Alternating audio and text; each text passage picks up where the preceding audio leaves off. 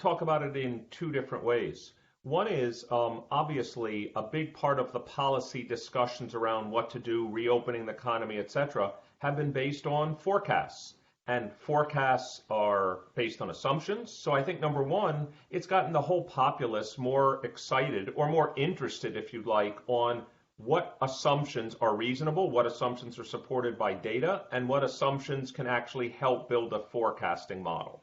I think the second part is it's gotten, this is what we as statisticians say all the time, it's a kind of a joke, statisticians don't really have jokes, but if we had jokes, it would be like, you don't pay a statistician for a projection, you pay a statistician for an uncertainty estimate.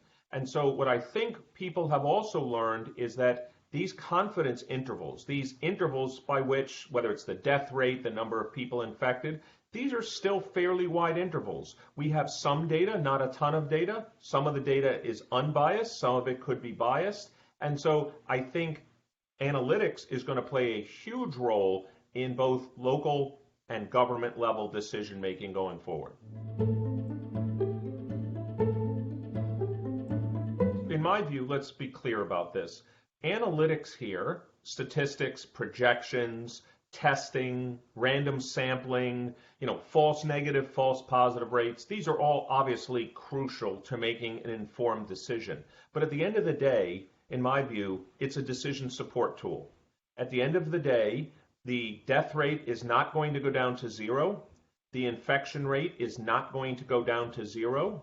And so the decision has to be, what level of trade-off, what level of risk or uncertainty are you willing to make decisions about? And that's the beauty that we're talking about this here at the Wharton School, because people that make billion-dollar decisions in industry all the time have to decide what are the risk factors that could make this projection untrue, what are the risk factors that we could end up seeing a larger downside than we're expecting. And so I have full belief that analytics is exactly the right decision support tool to both policymakers, to businesses, and to us as individuals about the risk that we may be willing to take or not.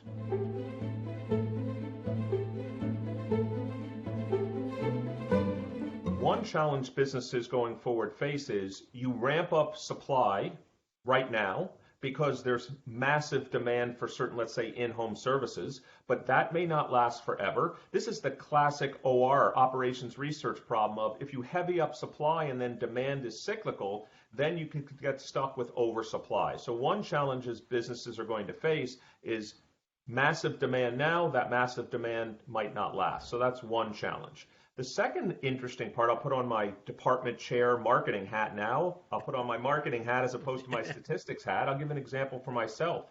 Our family had really not used any, let's call it home delivery services for groceries and other stuff. Well, lots of families are now choosing to do that. I'm now more likely to use it going forward. So let's imagine I'm one of the large online delivery services, of which Amazon is one, Instacart. There's lots of these services. Maybe by now people trying this service out, this is what we talk about in marketing. The first step to adoption and routinized usage is trial. Well, lots of people are trying different products and services now, which may lead to longer time adoption. And as I speak to my colleagues, like for example, that are in the retailing business, et cetera, they're very concerned that this is going to lead to a longer term shift to online adoption and online purchasing of products and maybe less from brick and mortar. So there's both the short term, I'll call it analytics or mathematics, but there's the long term behavioral change that may favor certain types of companies versus others.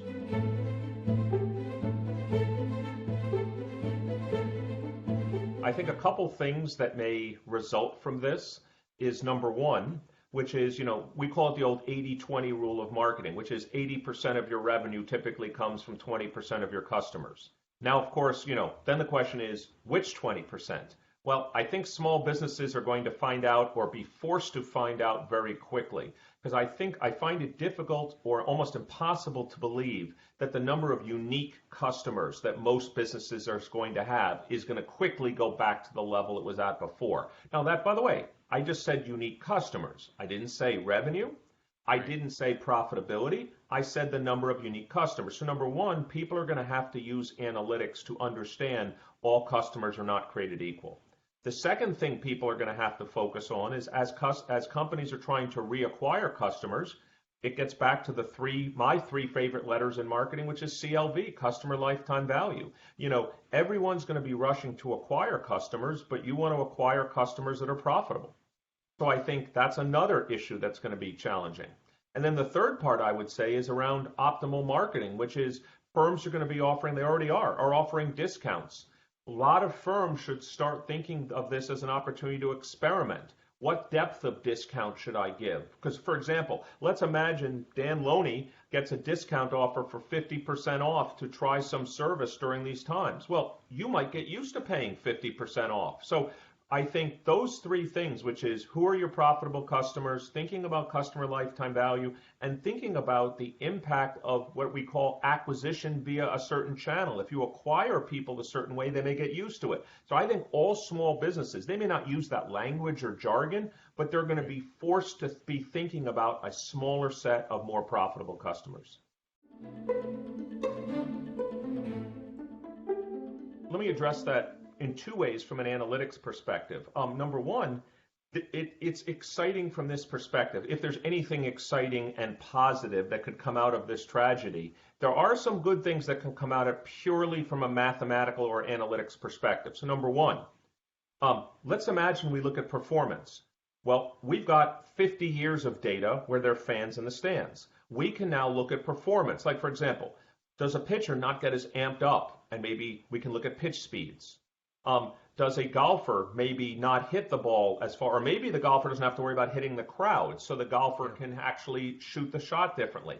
So that's number one. The second, one of the biggest estimated effects in all of analytics is home field advantage. Well, now you could imagine, we've talked about this on Moneyball a few times, there's typically two aspects to home field advantage. Number one, I get to sleep in my bed, you don't. Well, let's assume that teams still play in their home stadiums. Well, then I can say, well, Eric Bradlow was sleeping in his own bed, Dan Loney was not, but there's no advantage because my fans are in the seats and yours aren't. It's one of these optimal decouplings where I could say, I wonder if home field is due to rest or being in your home, or is it actually due to the fans? And so there's a lot of possibilities where interesting data that we as analysts will look at for years to come could actually emerge from this tragedy. It's not a good thing, but if the sports are going to start, let's take advantage of this data opportunity to understand these things better.